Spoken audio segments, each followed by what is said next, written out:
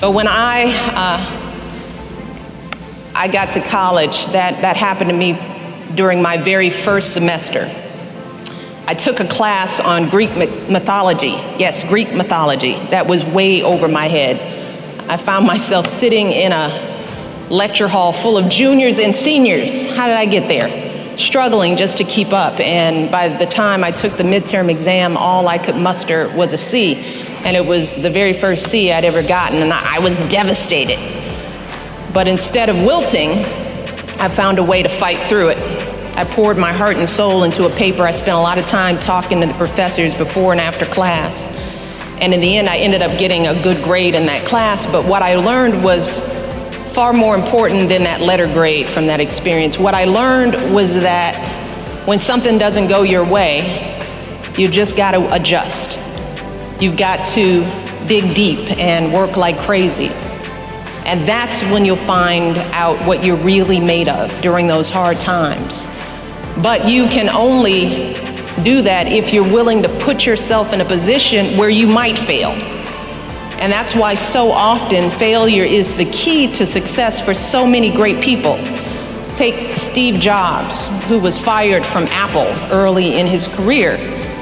And now his iPods and iPads and iPhones have revolutionized the entire world. Oprah was demoted from her first job as a news anchor. Now she doesn't even need a last name. And then there's this guy, Barack Obama, who lost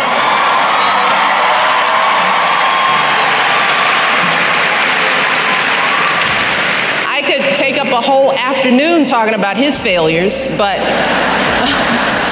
he lost his first race for Congress, and now he gets to call himself my husband.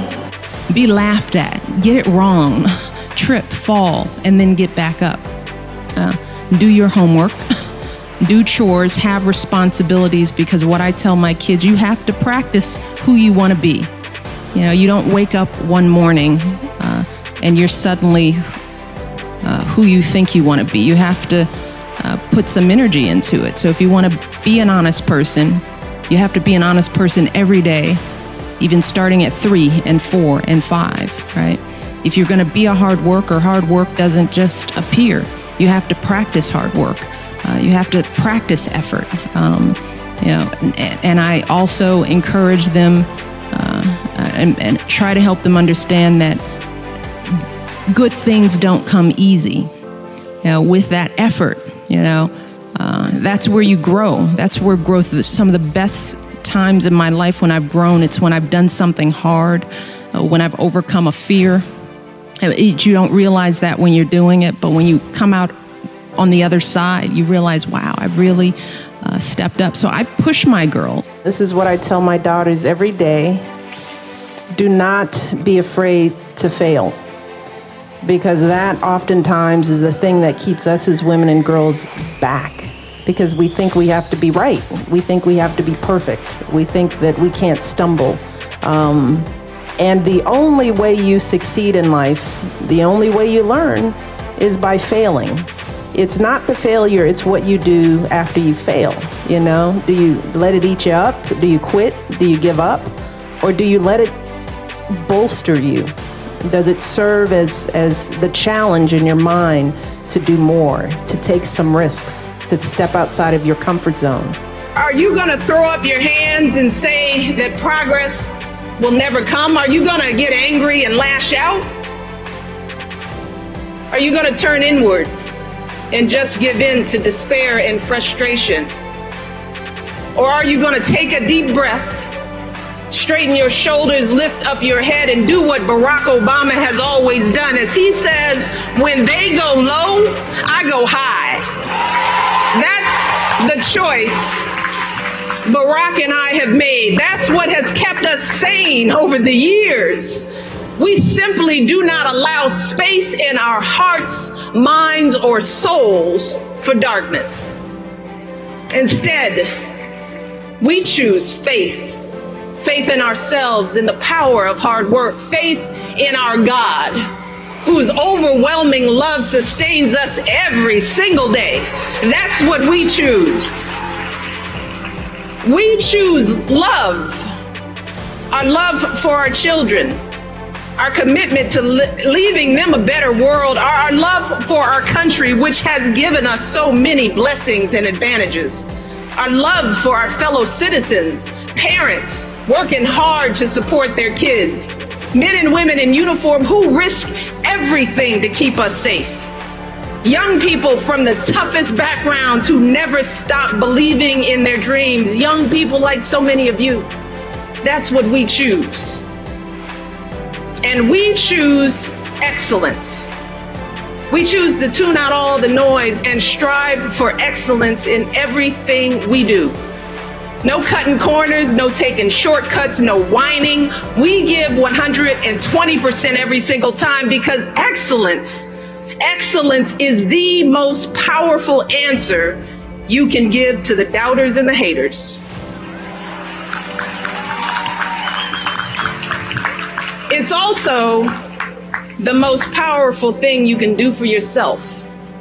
See, because the process of striving and struggling and pushing yourself to new heights, see, that's how you develop your God-given talents. That's how you make yourself stronger and smarter and more able to make a difference for others. We as women, we as minorities sort of we underestimate in ourselves, and that is, I'm pretty smart. Yeah, I work pretty hard. I'm good at what I do. I have really good instincts. I have great ideas, and I can execute. And I say that out loud because we as women don't pat ourselves on the back. We're always sort of deferring. Yes. You know, we cede our power so easily. And I want young girls out there to know, look, live out loud. Live out loud and understand that what's in your brain is really useful. Do not hide it. Don't dumb it down. Don't apologize for it. Just put it on the table and let people deal with it. Because we silence ourselves. When we drop our guards and we let ourselves become vulnerable, and that vulnerability allows us to share our true stories with each other.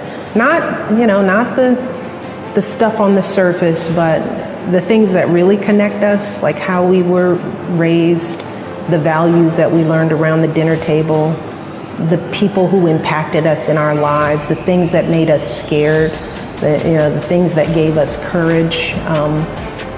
That when we share that truth, we can see ourselves in each other a little bit better. No matter what, who right?